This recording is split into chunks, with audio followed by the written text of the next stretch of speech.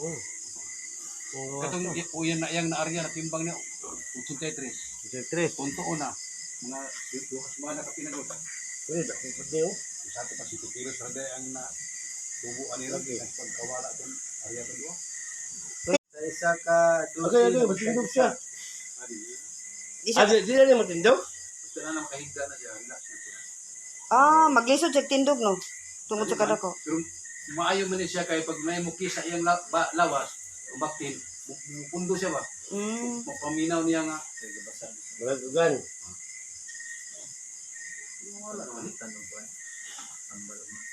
Pila na ni ka adlaw? Kaning duha galuya. Busog.